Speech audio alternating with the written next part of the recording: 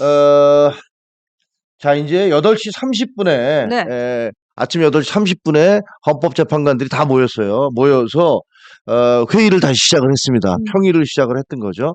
그 다음에 9시 30분에 최종, 평의에서 서명을 이제 좀 한 거예요. 그러니까 헌법재판관들이 이제 예, 그렇죠. 사인을 했죠. 사인을 그 했다는 다음에 거죠. 11시 10분에 일반 방청객들이 다 들어왔는데, 일반 방청객들은 거기 헌법재판소에 104자리가 있습니다. 네. 104자리 중에서 20석, 네. 20석을 이제 방청객들에게 나눠줬잖아요. 그냥 뭐 4,800대 1인가 그랬대요. 그렇습니다. 네, 거의 뭐 어마어마한 그런 숫자의 공모가 있어서, 네.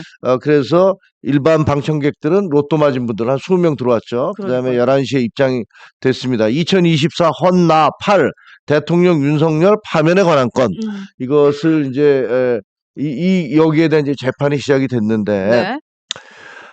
노무현 대통령은 약 25분 동안 이제 헌법재판소가 그걸 읽었어요. 그리고 이제 박근혜 전 대통령은 21분 동안 읽었는데, 이번에도 한 20분 정도 됐던 것 같아요. 그렇죠? 11시 22분에 22분에 나왔으니까. 했으니까 한 20분 네. 조금 넘었던 거죠. 처음에 이제 그 재판관들이 들어와서 이 재판을 할 수 있는 거냐 없는 거냐에 대해서 이제 얘기를 해야 되잖아요. 그러면서 고도의 정치 행위이기 때문에 이것은 사법적 심사의 대상이 안 된다라고 대통령 변호인단들이 주장했었는데, 네. 이유 없다. 어떤 정치 행위든 사법적 심사의 대상이 될 수 있다. 이렇게 얘기를 했고, 근데 두 번째는 아니 계엄이 바로 해제됐는데 무슨 탄핵 사유가 있느냐, 네. 이렇게 얘기를 했는데, 계엄이 해제됐다 하더라도 그 행위에 대해서는 탄핵 여부를 따져볼 수 있다. 이렇게 얘기를 했죠. 네. 그다음에 세 번째, 중간에 내란죄가 철회되지 않았느냐. 그런데 내란 행위에 대해서만 얘기를 하고 내란 죄 자체는 철회됐기 때문에 이건 절차적 하자가 있는 거 아니냐. 그러니까 소추안에서 빠진 것을 이제 지적하는 거였죠. 그렇죠. 네. 그랬더니 문제 없다. 상관없다. 이렇게 얘기를 했습니다. 그래서 만약에 이것들 중에서 문제가 있으면 바로 각하가 되는 거예요. 그렇죠. 예. 그러니까 헌법재판소에서 이것을 논의할 정도의 의미가 없다. 이렇게 대해서 각하를 하는 건데, 사실 각하는 말이 안 되는 거죠. 그러니까 초반에 이제 얘기를 이 헌법재판소의 탄핵 결정에 대한 심판이 얼마나 적법한지가 왜 필요한지에 대해서는 명확하게 설명이 됐더라고요. 각하의 대상이 아니다. 각하는 아니다. 얘기를 한 거고. 근데 네. 각하를 한다면 애진작에 각하를 했어야지. 그거를 무슨 뭐 다 듣고 난 다음에 온 나라를 뒤집은 다음에 각하를 한다는 건 말이 안 되는 거죠. 그래서 이 각하는 안 된다. 그 다음에 이제 판결을 얘기했는데, 약간의 이게 보면은 헌법재판관들끼리 이견이 있을 수 있잖아요. 그럼 보충 설명을 할 수도 있거든요. 네네. 근데 그런 것이 뭐라고 그랬냐면, 전문 법칙에 대해서 조한창과 김복현 두 재판관이 네. 좀 보완이 돼야 된다라는 얘기를 했다라는 얘기를 했어요. 그러니까 전문 법칙이라는 게 뭐냐면요. 네. 지금 현재 그 검찰과 경찰에서 수사한 그런 수사 내용들 있잖아요. 그런 것들을 가지고서 증거 채택을 하거나 이거를 읽어보면서 판단을 하는 것들이 그게 옳으냐 그르냐, 대통령 변호인단은 그거는 보면 안 된다. 그러니까 검사 측에서 냈던 그 증거 자료를 채택하지 말아라. 박근혜 전 대통령 때는 그게 인정이 됐거든요. 네. 근데 그 다음에 법이 바뀌어서 그 최종 판결이 나온 것 이전에 그걸 보면 안 된다. 이렇게 주장을 했는데, 네. 재판관들이 그때 정영식 재판관이 처음에 하면서 그건 우리가 판단을 할게. 이렇게 얘기를 했어요. 근데 이 부분에 대해서 조한창과 김복현 두 분 다 보수적인 재판관들이잖아요. 네, 그렇죠. 이분들이 앞으로 이 부분에 대해서는 명확한 규정을 하는 게 옳겠다라고 얘기를 했어요. 그걸로 그냥 넘어간 거예요. 그러니까 정리를 그냥 다 했죠. 정리를 다 한 네, 거죠. 정리했죠. 그다음에 이제 이 내용에 대해서 이야기를 하기 시작을 했습니다. 첫 번째, 계엄 선포 이유, 계엄을 선포한 것이, 그러니까 원래는 전쟁이나 사변이나 그에 준하는 비상사태여야 되잖아요. 그런데 지금 이제 대통령은 그렇게 주장을 하면서 계엄을 얘기를 했는데, 그것 자체는 개인적인 느낌이잖아요. 대통령이 아무리 그렇게 생각했다 하더라도 다른 모든 사람들이 지금이 그런 정도의 비상 상황이야? 이런 것들을 인정을 못하니까. 국가적인 비상 사항이라고 인정할 수 있는 계엄성이 없다. 그렇죠. 개연성이 없다. 네. 그리고 22건의 탄핵을 했다. 헌법재판소에. 네. 그것에 대해서는 인정을 하면서도 뭐라고 그랬냐면, 그러나 그거는 헌법재판소에서 판단할 문제다. 그렇죠? 그쵸. 그러니까 네. 대통령이 그걸 가지고서 그 계엄을 한 해 만에를 따지는 게 안 되는 거고, 그다음에 야당의 전형에 대해서 2025년도 예산은 그 예산에서 삭감된 거 네. 있잖아요. 네. 그 삭감된 것들을 근거로 해서 그 계엄을 했지 않습니까? 그렇게 주장을 했는데 네. 거기에 대해서는 아니 2025년 예산은 계엄할 때는 통과가 되지도 않았다. 본회의는 예결위만 통과됐던 것이다. 근데 그걸 가지고서 한다는 것들이 말이 되지 않는다. 그리고 그것은 얼마든지 제의 요구가 가능하다.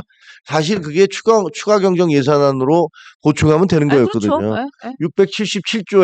677조의 예산이었으니까 그것 중에서 4조 정도니까 1%도 안 되는 네. 거예요. 그게 이렇게 큰 문제가 아니다라고 얘기를 하면서 그러니까 윤석열 대통령이 지금 계엄을 했었던 그 배경, 그러니까 네, 내가 왜 그렇죠. 이 배경으로 이렇게 할 수밖에 없었다라는 걸 쭉 설명했던 그 것 일일이 중에서 전부 다 네. 들으셨겠지만 그 하나하나가 막 하나하나를 다 네. 이제 반박을 한 거죠. 음. 그러면서 절차의 부당성도 얘기했어요. 국무회의를 거쳐야 되는데 음. 국무회의를 제대로 거치지 그 않았다. 명확하게 그냥 이거는 이거는 뭐 네. 과정에 대한 명백하게 얘기를 얘기한 나오더라고요. 거죠. 네. 그다음에 국회에 군경을 투입한 것은 음. 뭐 명백하게 국방장관에게 지시했고 네. 국방장관이 곽종근에게 지시했고 음. 또 경찰청장에게 대통령이 6차례나 전화를 해서 음. 그 국회에다가 병력을 보내라고 얘기를 했다. 네. 이렇게 얘기를 하고 가장 논란이 됐던 홍장원 국정원 1차장. 네. 1차장에게 과연 지시를 했느냐 안 했느냐에 대해서 헌법재판소는 다 홍장원 차장의 주장을 받아들였습니다. 사실 주장이 엇갈렸잖아요. 근데 이 그렇죠. 부분에 대해서는 그냥 헌재에서는 진실로 받아들였네요. 그러니까 대통령이 홍장원 차장에게 전화를 했고 전화를 해서 방첩사령관에게 전화를 해봐라 네. 라고 했고 방첩사령관에게 전화를 했더니 방첩사령관이 누구누구의 신원을 확인해달라고 14명의 명단을 불러준 것을 다 인정을 했죠. 네. 이렇게 얘기를 하면서 여기 또 굉장히 뭐랄까 가슴 아픈 얘기를 했어요. 뭐라고 그랬냐면 대통령이 국회에다 군을 투입함으로써 군인들과 그리고 시민들이 대치하도록 만들었다라는 이런 지적을 했어요. 그러니까 우리 대한민국의 국방을 지키는 군인들이 네. 총을 들고 나와서 시민들과 국회 앞에서 대치하는 상황, 이거는 있을 수 없는 거다라는 어떤 그런 지적을 하신 거죠. 그죠. 사실은 군이 존재하는 이유는 나라를 지키고 또 우리 나라는 또 국민이잖아요. 국민을 지켜야 하는 병력인데 사실 대처하는 걸 우리가 그날 생방송으로 다 봤기 때문에 그게 굉장히 좀 무서웠죠. 그렇습니다. 예, 충격적이었기도 했고. 그리고 논란이 되고 있는 포고령에 대해서는 뭐 이거는 정치 활동을 금지시키고 네. 그다음에 전공의들이 바로 복귀하지 않으면 처단한다 이런 내용이잖아. 이건 뭐 불법적이라는 것을 명시를 했고 그다음에 선관위에 군대를 보낸 것 이거 역시 들어가서 뭐 사진 찍고 이랬잖아요. 네. 네. 그리고 거기 선관위 직원들을 영장 없이 비켜나라고 그런 다음에 밀고 들어갔으니까 이것도 영장 없는 압수수색이었다. 이렇게 얘기를 했고 그다음에 그 판사들에 대해서 네. 전 대법관이나 이런 사람들에 대해서 위치 확인한 것 이것도 불법적인 것이다. 그래서 이 전체적으로 뭐라고 그랬냐면 자 대통령의 고민은 이해가 된다. 네. 야당으로부터 뭐 계속 공격을 받고 이런 것들에 대해서 대통령의 입장에서는 그것이 상당히 위협적으로 느낀 그런 것들을 이해가 되지만 그러나 이 모든 행위는 네. 정치적, 제도적, 사법적으로 해결했어야 된다. 그렇죠. 정치적, 제도적, 사법적으로 해결했어야 된다. 이것을 군대를 동원해서 계엄이라는 방식으로 하는 것은 옳지 않다. 네. 이렇게 얘기를 한 거죠. 근데 지금 속보가 나오고 있나요? 네, 지금 속보가 하나 떴는데 말씀하시는 중간에 윤석열 대통령이 입장을 표명했나 봅니다. 지금 속보가 떴는데 윤석열 그게 대통령이 어떻게 청주 방송에 제일 먼저 나오죠? 여러 지금 속보가 떴고요. 딴 데서도 네, 딴 떴나요? 데도 떴습니다. 네, 예, 대통령이 뭐라 그랬는지 좀 볼까요? 네, 윤석열 대통령 대한민국을 위해서 일할 수 있어서 큰 영광이었다. 기대에 부응하지 못해서 죄송하다.